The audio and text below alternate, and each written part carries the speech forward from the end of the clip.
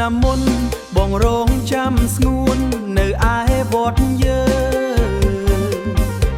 គ្រប់គ្នាសប្បាយគ្រប់គ្នាសប្បាយចំលែកតែបងដើររកនួនល្អងបាត់ស្ងួនទៅណាបងសួររកអូនតាមអ្នកដែលស្គាល់គាត់ថានិមលមិនមកស្រុកទេអូនទៅលេងស្រុកជាមួយនឹងគេហេតុអ្វីមាសមេមិនប្រាប់បងឲ្យដឹងហេតុអ្វីមាសមេមិនប្រាប់បងឲ្យដឹង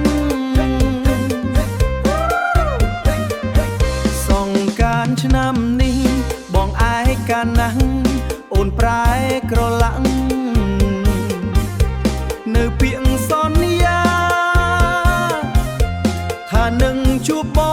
ងមកជុំគ្រួសារការពិតជីវ៉ាមានថ្មីចោលបង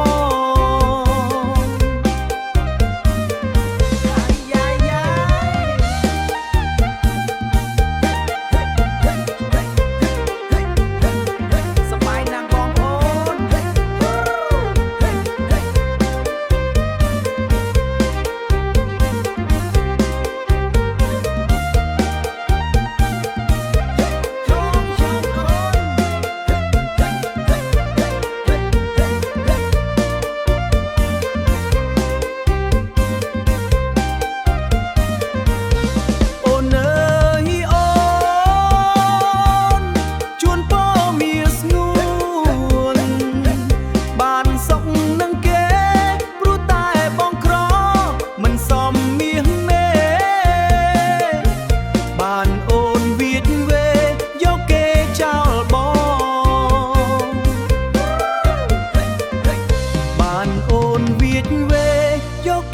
ចោលប